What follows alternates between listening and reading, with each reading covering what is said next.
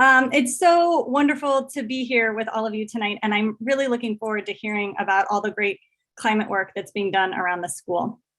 I'm going to use most of my few minutes to tell you about a new project that we launched actually just this week that I'm really excited about. But to step back for a second, more broadly, the focus of my work is at this intersection of climate resilience and disaster finance.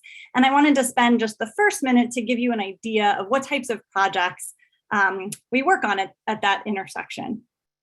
A lot of my work is motivated by the fact that the risks of many climate-related extreme events are escalating, and in some cases are growing quite rapidly. So my work asks questions like, what are the economic and fiscal impacts of these events? What financing and funding models do we have to pay for them? And what are the broader impacts of those financing arrangements? So for example, think about the growing risk of catastrophic wildfires in California. A colleague and I looked at how wildfires impact the budgets and fiscal health of California's municipalities. We quantified the impact of past fires on different categories of local expenditures and revenues. As another example, there's a robust body of research now that lower income households suffer disproportionately from disasters.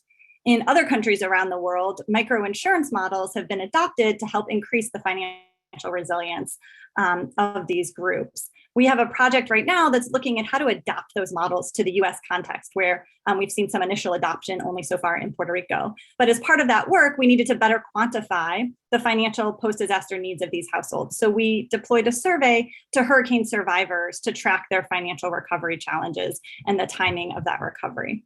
And as a last example, a colleague and I did the first willingness to pay elicitation for flood insurance in the US, again, focusing on a lower to middle income community. So those are the types of research questions I work on that link climate resilience with disaster finance. I now want to spend my remaining 3 minutes telling you about this new project. To maybe give some context for this work, my research has always been incredibly applied. I'm motivated by particular problems and seek to help inform decision makers and improve public policy. And over the last few years, I've been trying to explore approaches to better link knowledge to action and in some ways radically deepen the partnership between researchers and practitioners with an overarching goal of trying to de-risk policy innovation and also scale up social impact. So what I wanted to tell you about tonight is a project trying to do just that. I'm the PI on a new $1 million 12-month award from a new program at NSF that's designed to really push this exact type of engagement. And the work, unlike lots of National Science Foundation grants, is not measured by academic output, but by on-the-ground change. So this project is joint with all the groups you see on the slide here. And our overarching objective is to improve the post-flood recovery of lower income households in New York City in the face of flood risk that's dramatically escalating due to climate change. There's many pieces to this project. We're going to be doing a few different research studies. We heard in the preparation for this project anecdotally that many sources of financial assistance post-disaster, whether that's insurance or governmental aid, can take months or literally years to get to people in need. And this creates additional hardship and actually growing costs for a number of families. So we're going to try to quantify this and identify the extent of the problem with a survey.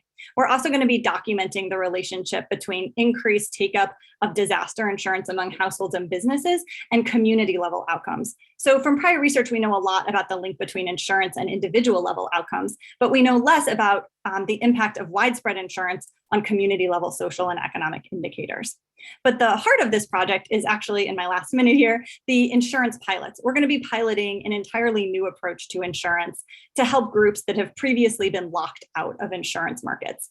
Our community development finance institution partner is going to be purchasing a parametric flood policy. That means that it's paid out based on the intensity of the disaster event.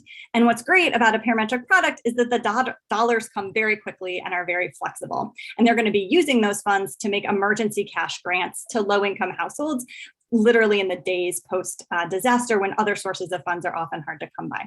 We're also going to be doing research and development on another model of microinsurance that would be tied to credit for low and moderate income borrowers that are starting micro enterprises and small businesses and whose business might be exposed to disasters. And then I don't have time to talk about it, but there's also a whole education capacity building component of the grant as well.